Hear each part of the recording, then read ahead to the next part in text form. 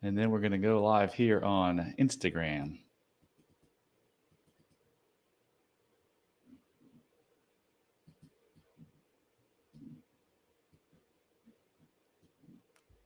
Welcome to another edition of How to Be Happier for Entrepreneurs. If you have kids, you got to listen to this show. Today, I have Kyle Wester, who is a pro with helping children and families find happiness. Kyle, how are you today, my friend?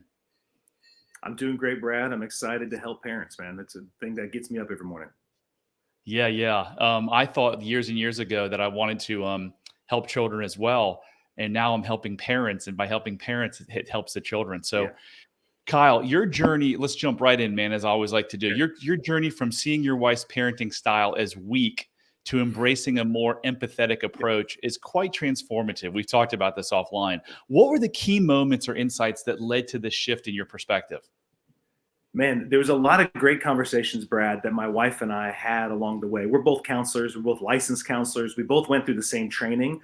But as my wife was working with kids who'd been sexually and physically abused, she was learning all of these like amazing tools that were helping parents move away from fear-based, shame-based techniques that a lot of us grew up in our own homes using, right? And she would come home and like give me these little tidbits, and I'd be like, yeah, that's not going to work. I mean, that's cute that you're doing that at the place you're doing. And I was an elementary school counselor, Brad, and I was thinking, man, if I could just whack this kid, or this kid needs to get really, I was thinking of all these ways we did. And then as as I got to know these families, those kids were actually the ones I had the biggest problems with, were the ones living in homes that were pretty scary, that the parents were yelling a lot. There was a lot. So they were my wife about this, and it wasn't really a problem, Brad, until we had our own kids. Then as we had our own kids, and then my wife started really putting her foot down. She's like, I really don't want a home where you are screaming at our kids all the time. That your main tool is intimidation. I don't want that in our house. And I thought, okay, you're saying that now when they're little because they're sweet and cute, and you're good with babies. But as they start to walk and talk, and they can actually hit you or yell at you, that's when I'm going to step in. Because I don't know, Brad, how. You're Yeah, going to be go ahead. needed.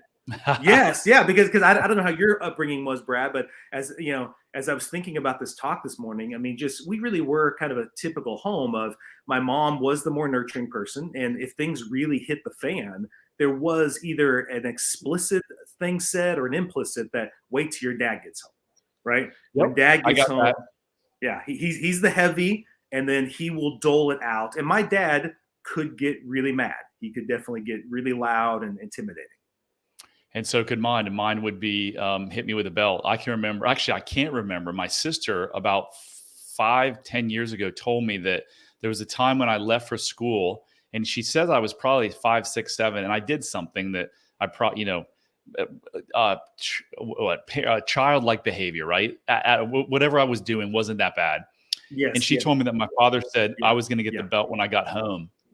And I still kind of get choked up about that now, yeah, thinking about you're going to yeah, tell a child, and that child's got to live all day long thinking what he has to face when he gets home. I mean, yeah, I want to cry right now thinking about it. So yeah, I got that. yeah, And then when my yeah. parents divorced, I would occasionally get the wooden spoon from my mom. Yeah. Typically, what would happen, I knew we were going to get spanked, in those kind of situations with the belt. My dad actually, for a little bit, had a stick that we called Sting, and it was like a balloon stick that you could use. I mean, I think definitely it would be bordering on the line of, getting there. But actually, what I learned, Brad, about like 10 or 11, and I tell parents that I'm coaching this, is I learned pretty quick that getting slapped was better than getting spanked, because I realized that getting spanked, there was this freedom that he felt to just spank as many times as he needed to. But if he slapped me, it was simply just one Wow. slap across the face. And so Wow. I would say something. I remember a moment when I figured this out, where he was telling me about my room, and he wanted my room clean, and I hadn't cleaned it, and he kept reiterating to me that it was important to clean this room. And I could tell in his eyes he's about to threaten to spank me. So I thought, man, if I could just get him to slap me, then this would be done. So then I Oh, looked him in the face and said, "Have you seen your room? Are you serious? It's that important to you?" Right? And then he slapped me across the face. And then that gave oh me a my God. chance gave me a chance to look back at him and say, that feel better? Here's what I'm going to do. I'm going to go back to my room and I'm going to model how to clean it. And then I went back and cleaned the room. And it was there I started realizing, Brad, that my dad he didn't have any skills given to him, right? I mean, he had multiple dads as a kid. He never really had any dad really love him or take care of him. And I knew then that my dad couldn't control himself. So if I could figure out how to control him, then I had control of the situation, right? And so that was kind of like my child. So when we were having kids, you can imagine, Brad, I'm still, even though I hated that, like I didn't think that was great. I didn't want to repeat that. So many times I'd be like, I'm going to do it better than my dad. But as I had my own kids, I'm like, crap, the only tools I have are the ones he gave me. So I am thinking I'm going to need to spank them. I'm going to need to, if it comes down to it, I think I totally gave away the slapping part, but I think I'm definitely going to need to spank them. I'm definitely going to need to do some kind of like timeout, some kind of control kind of mechanism, right? But then my wife is over here loving the kids and not wanting to do any of that. And I'm just thinking, what? How is this going to work? Like all hell's going to break loose in this family if I don't come in as the heavy, Incredible. Yeah, we're going to talk about control in a couple minutes, but you said something that I can't wait to touch on in a couple minutes on that control aspect and how children try to control their environment. So were there key moments though in your shift? Like did something happen? Yeah. Well, and the key moment was, there was a few little ones along the way where I definitely could see that my wife and I were starting to have some conflict, especially when my oldest got to be about 3 and we had a second kid. And so when it was just one kid, it was kind of like mostly if I felt myself getting triggered, I could just walk away and let my wife take care of it. And then she could do whatever she wanted to do. But then when we had 2, I really needed to be much more involved. And now those deficiencies, those weaknesses in me really became more apparent. So I was able to actually go to this great conference in Florida. And I went there just as a school counselor to learn better how to help other kids, not my own, but just help other kids. And so when I'm there, oh my gosh, Brad, I start learning about the brain science and just how the brain, what it does in fear, Brad, that when we are scared, change doesn't happen in fear. It just actually reinforces the negative patterns we already have going on in us, right? And so that when you are afraid, you're not learning and growing, you're just learning how to survive, And then I looked at the brain, what it looks like when it feels safe and loved. And it's amazing. Like when you feel safe and loved, like you're ready to grow and change. You're ready to learn. Like you're just like an open book. You're able to look at situations with an open hand rather than a closed fist. And I called my wife in tears and just told her, it's going to change, honey. Like this is going to change. I'm not going to have a home where my kids are scared of me because I want them to be better than me. And the only way for them to be better than me is to not use fear. If I use fear, they are destined to repeat my same mistakes and the same mistakes my dad made. How did she respond? Did she believe you? Oh yeah, she was like, to her, it was an answer to prayer. Because at that point, and I run into a lot of moms like this, Brad, where this kind of stuff happens. She had been wondering, like, one, do I want to have any more kids with this guy? Because like, I love him, but I am not gonna have a home filled with yelling and fears and threats. And then 2, she was thinking, I don't know how long this marriage can last. If we're going to go down this route, she just was really, with all the work she had done helping all these parents in serious traumatic situations, Brad, and our kids weren't going to be seriously traumatized. Like there wasn't going to be sexual or physical abuse in our home.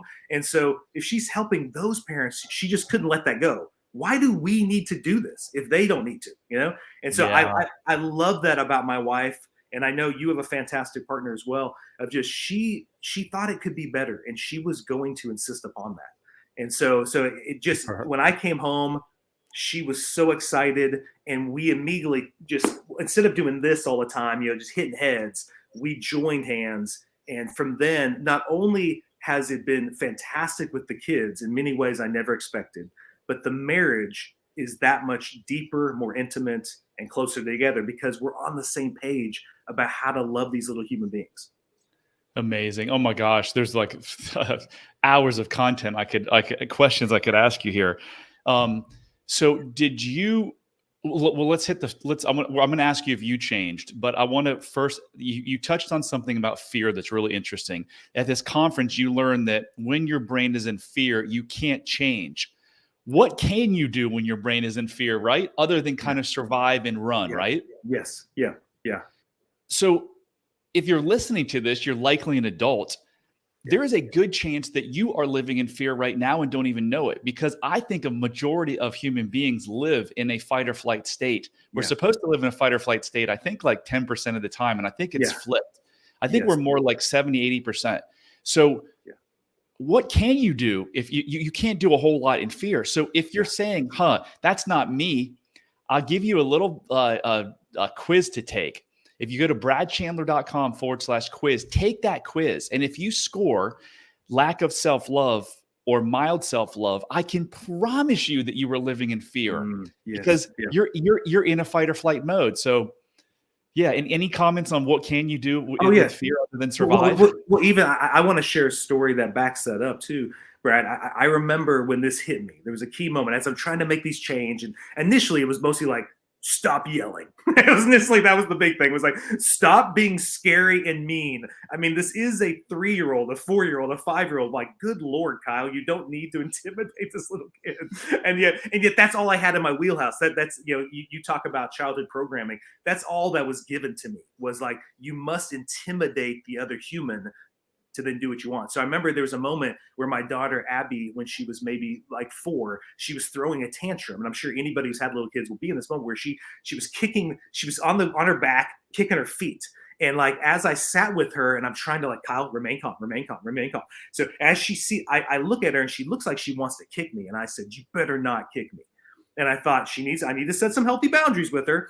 And as I did that, though, as I know now, any kid will go, that's interesting. I wonder what will happen if I do that. So then she got closer and closer and closer, and I could feel the anger and really the fear rising. Like, the fear is, what do I do if she does this? Like, I can't let that happen. I can't let her cross that line. And so then she does. She kicks me right with her heel on the side of my leg. So I went back to my old childhood programming. I grabbed her and I said, you will not do that.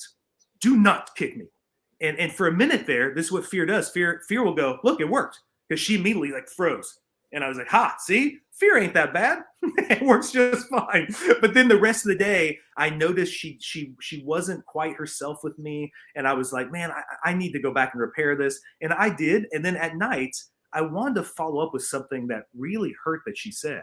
And what she said when she was throwing the tantrum was, I love mom more than I love you. And so as I'm putting her to bed that night, I say to her, I say, hey, Abby, that thing you said today, did you mean that? And then she said something really interesting, Brad. And this is, I'm so thankful for my daughter and her insight. And she looked at me and said, hey, Dad, I love you sometimes, but sometimes I don't. I know it's confusing. And I sat there for a minute. I didn't know what to do with that. So I just sat there. I just received it and just held it, kind of my thoughts for a moment. And as I was climbing down her ladder from her loft bed, I felt something say, she's just repeating what you said to her. That love is a token that you will trade for good behavior, that you will take it away as quickly as you give it. And you're teaching her now at this young age that this is what we do with love. We trade it for you being the human I want you to be. If you are, I'll dole it on you. I'll pour it on you. I'm sure you've felt that, Brad, before, where like when the kids are doing exactly what I want, I just want to like throw love on them. I'm like, you want to go get ice cream? You want to do whatever? Like, but when they aren't acting the way I want, I'm like, okay, no ice cream today. None of this. So you immediately want to pull all that stuff that they think is very loving away from them in order to control them. And I know, love. yeah, totally. And that's where I thought, do I think love is conditional or unconditional? What do I want it to be in my home? I want it to be unconditional. So it isn't just about not yelling. It isn't just about not intimidating. It's actually like what my daughter did was she expanded my understanding of what it meant to be loving in these conflictual moments. So did you ever tell her that you were going to only love her at certain points in time? No, Oh. That's it. No. I never. No, she totally. That's what I'm saying. Like, these stinking kids are so smart. Like, I didn't need to tell her that. She got it from my actions. Yeah. And that's never something I would say to my kids because that's so toxic. But I sure was non-verbally saying it all the time. Sure. So Kyle, it's the Sure. same thing that you and me and your daughter and every other human being on this planet does, is they create a meaning around something. Yeah. So that meaning that love is conditional, had you not addressed that, that would be programmed into her implicit memory, buried Yeah. in her subconscious mind, and then through all of her relationships for the rest of her life, she would have to believe that because Yeah. that's what her mind believed, right? Yeah. What Totally. could Well, that yeah. Yeah. turn into? Yeah. Yeah. That could turn into codependency. It could turn into Totally. anxiety. It could turn into that is the crux of pretty much every psychological issue on the planet. Yes. Is we form a meaning, Yep. which they call a schema, and that meaning drives behavior, anxiety, drinking, whatever, because that behavior is actually the brain is telling them that if I can be anxious or drink or gamble or be addicted to work, even though it's bad for me, it's less painful than what Yeah. I learned in childhood, Yeah. that love is conditional. Yeah. So Yeah. all you have to do is go back and figure out that, wait, was that really true? No, it wasn't true. And then boom, as soon as you can do that, all of those quote symptoms, the anxiety, the drinking, the sex, the work addiction, they just go away, right? Yeah. Yeah. It's Well, amazing. you know what else it leads to is that's where all the sibling conflict comes from too. Yeah. Is those messages early on is why like really, and I'm just telling your audience and telling you, our siblings don't deal with sibling jealousy or sibling rivalry. That's just not something in our home because love is freely given. It's not something they have to put somebody else down to get, or they're not competing with their brother and sister to somehow get more of our love. It's always freely given, not because of what they've done, because of who they are, because they're ours, because they're our kids. And so every day it's there. If they want it, we just pour it on them. So they're not fighting each other. So I think that's a real outcome I never expected, Brad. I didn't, the way the siblings treat each other. I mean, I remember one time, just as a blow your mind moment, is I'm sitting at Panera and I had like a free cookie. And I get this free cookie and I'm hanging out with my son. And he's like 5 years old at this point. And I say, hey, son, I don't want the cookie. You can have the cookie. And he said, cool. Can you cut that in half? And I said, why? I want to give the other half to my sister. I want to give it to Abby. And I'm like, okay. So I cut it. And then he goes, I go, hey, sorry, I didn't cut it right down the middle. It's kind of uneven. He's like, yeah, I'm going to give the bigger side to Abby. Wow. And I was like, what? Like, if when I was a sibling, when I was little, I would have eaten that cookie, come home, rubbed it in my brother and sister's face, and I got that dad gave me a cookie. But I was like, this is the fruit of what we're producing. Is they're constantly thinking not only of themselves and what they want, but also about the other and about how much they love and care for their siblings. It's awesome. So Kyle, as a kid who got smacked in the face and instigated his father to smack him in the face so he didn't get something worse. Isn't that funny? We just talked about like symptoms to protect something worse.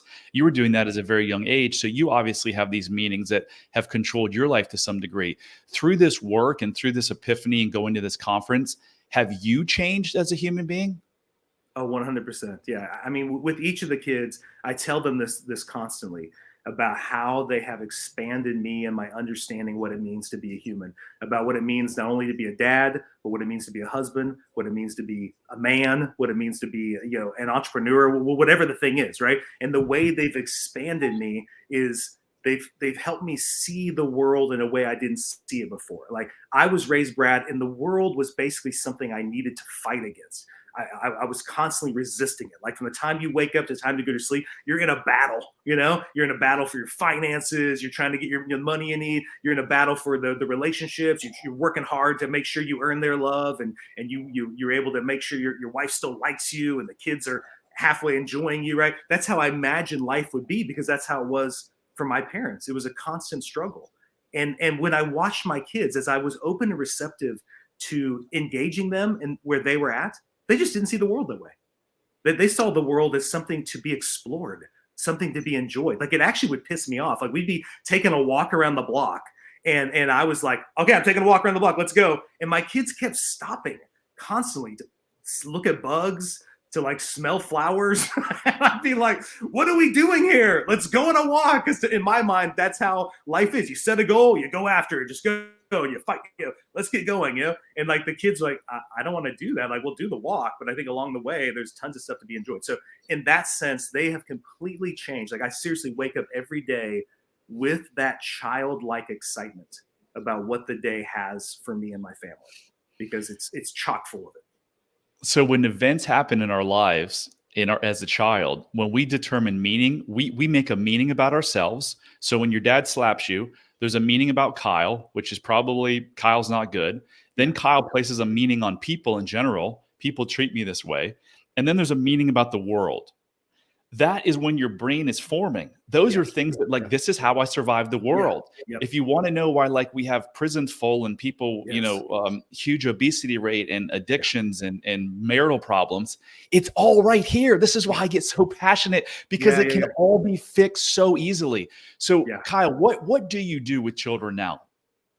Well, so now what happens is lots of times people will seek me out because they're having a problem, right, in their relationship with their kids. So here I have an office here in Tulsa where I do meet with kids, right, and I do help them. But every time I never meet with the kid first. I always meet with the parents first, and I'm actually really excited when after this first meeting, lots of times the parents will say, I actually don't need you to meet with my kid because I can see how you can help us. And that's when I'm like, yes, this is going to go so fast, because the parent understands the 6-year-old kid ain't changing this.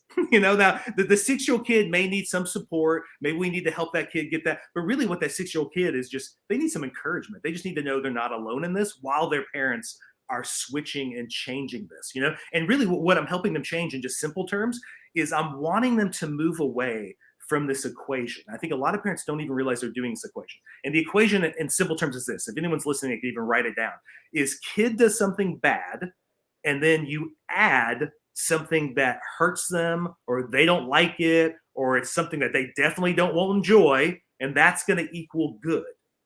And that equation does not work. I mean, it's simple, Brad. We were growing up, 2 wrongs don't make a right. 2 bads don't make good. So instead, the equation I want them to switch to is kid does something quote unquote bad or some kind of behavior you don't prefer. You're going to add what? Support, encouragement, education, training, everything an adult would want a good leader to do, that we would want a fantastic partner to do for us. That every time will equal better. And so it's, man, it's so fun. If I am seeing a kid, Brad, especially like a kid who's 10 on up, I put that equation up there. The kid will be confused. They'll be like, yeah, that doesn't make any sense. Why, when I mess up, do you hurt me to then become better? And like the kid was like, many times the kid's like, I was already beating myself up. And going back to that childhood program you're talking about, Brad, that's the equation we use on ourselves. Is we mess up, we do something that we think is bad, or maybe we're too lazy or too rude, or we just yelled at our kids and we're trying to change that. So then we add, do something bad to myself, hurt myself, talk to myself in negative ways, punish myself and whatever, because that's going to equal good. Why would I do that? Because in no other relationship do I want that to happen. That's because I was trained from the time I was a little kid. In order to get better results, you have to beat the crap out of yourself to get it. And it's not true. Yeah, another meaning, right? Another flawed meaning that you put on yourself. Yeah, so kids, Dr. Gabor Mate says that kids only misbehave for one reason: they lack connection. So when you go to punish them or put them in timeout or hit them, what are you doing? You are furthering the disconnect. And as adults, our disconnection to ourselves is at the essence, again, of every addiction problem and every anxiety, depression, you name it, OCD. It's a lack of connection to ourselves. Yeah. Well, Brad, going back to the connection, I had a kid tell me this who was in their 20s now, and they're super anxious and they're really unwilling to, it's hard for them to ask for help. They think it's all on them. And as we kind of went through this, she was telling me, I remember at 4, the first time my parents put me in timeout. And I remember thinking, as I was in my room, just overwhelmed with these feelings, I didn't know what to do with them. I remember thinking, oh, they're saying it's my job to fix it. It's my job to fix it, right? And that's where they started getting this story in their head that you're not supposed to reach out for help for this stuff. You're supposed to just fix it on your own. And here she is, 20 years old. She was valedictorian of her high school class. She had a full ride to her college, and she's paralyzed because she's overwhelmed with the stress of her situation, and she doesn't know how to ask for help. Because when she did, she was told to go away and fix it herself. So her anxiety is protecting her from that pain of trying to, she was forced to almost be an adult as a child. When you're given a role that you cannot accomplish as a kid, what's the message that you're giving yourself? Something must be wrong with me. I can't do this. I'm supposed to figure it out, but I can't.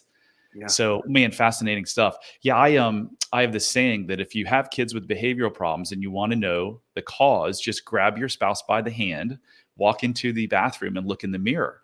Yeah. And notice that I said cause. I Yeah. didn't say it's your fault, Sure. because it's not your fault. Yeah. Just like it wasn't your fault, Kyle, and Yeah. it wasn't Yeah. my fault that I Yeah. created two kids with Yeah. anxiety. Yeah. It Yeah. was it was these meanings that I placed on my childhood Yeah. that subconsciously, just like you said, pushed your kid to think she only got loved at certain times. Yeah. So, wow. You want to know one of my favorite things to do with my kids to help change that is, Brad, I teach parents to do this a lot. Because I'm trying to be really conscious of the story that I'm passing on to the kids.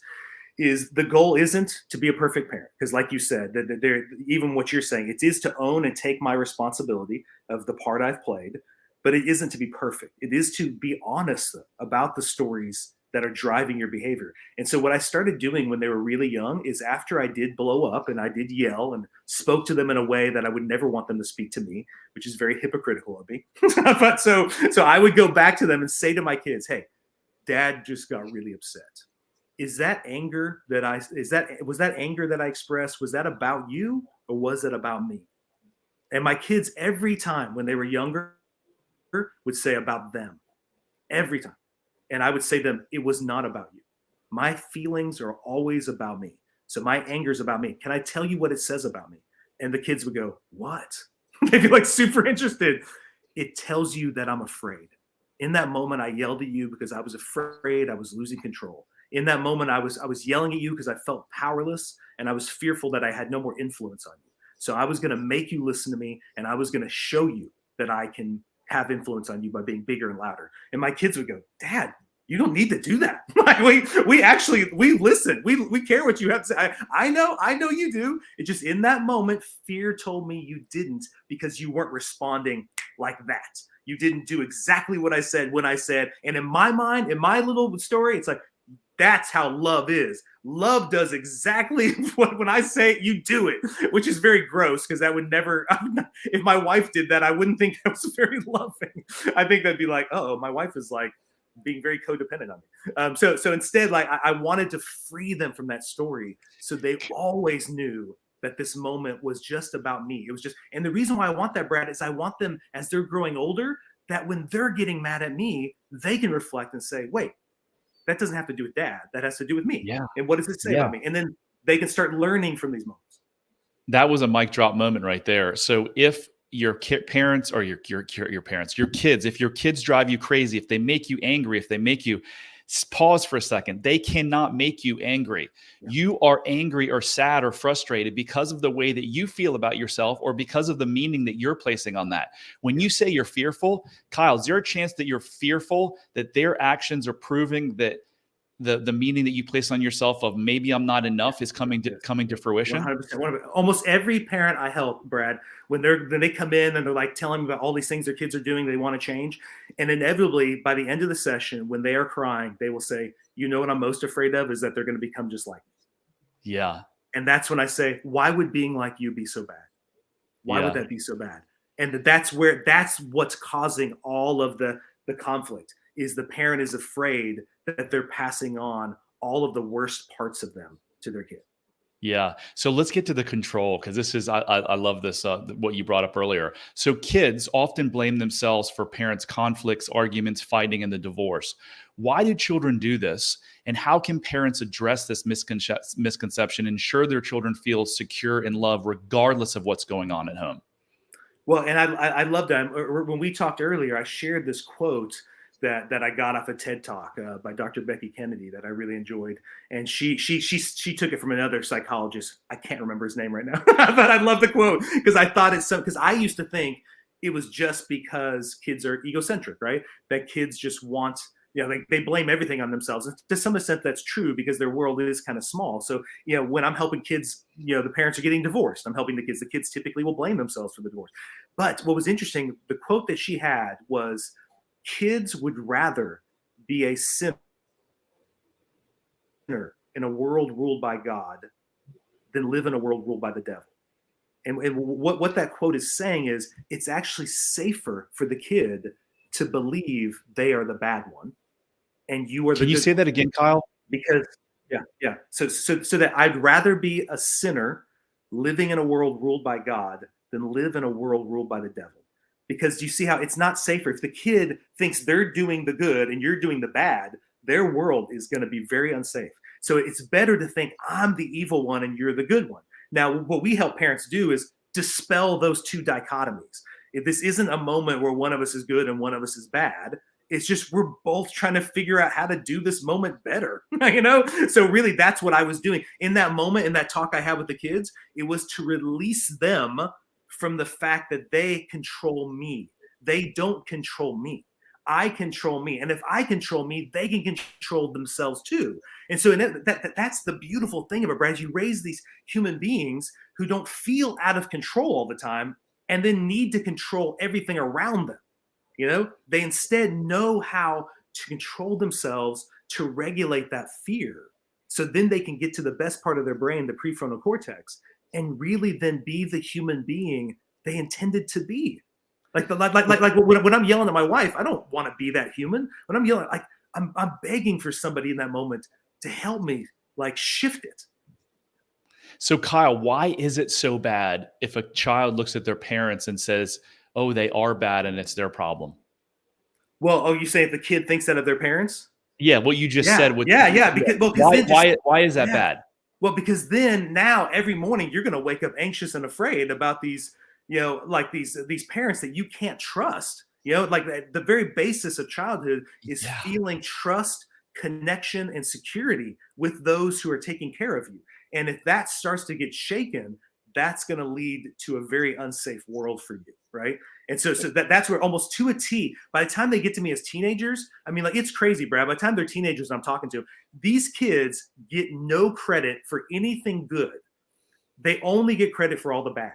So if their parents are pissed, it's because they did something. If their parents are having a great day, it's not because of what they did. It's probably because they didn't piss them off that day. It's kind of like that's all the credit, because they've got this language to where they notice their power is only to disrupt their parents, because they've seen their parents come home and have crappy days and they couldn't seem to change it. They couldn't seem to make their parents' day better. But if their parents were having a great day, they sure as anything could mess that up, because the parents will say that I was having a great day today until you did that, or we wanted to go have a fun day today and you're messing it all up. But he was never like, honey, I was just having the worst day today and your hug changed everything.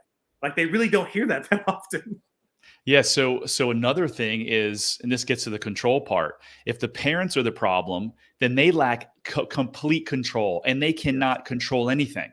If it's their problem and they can just be better, then they can get the love from their family. So going full circle back to the comment where you ask your dad, you instigated your dad to slap you instead of spanking you.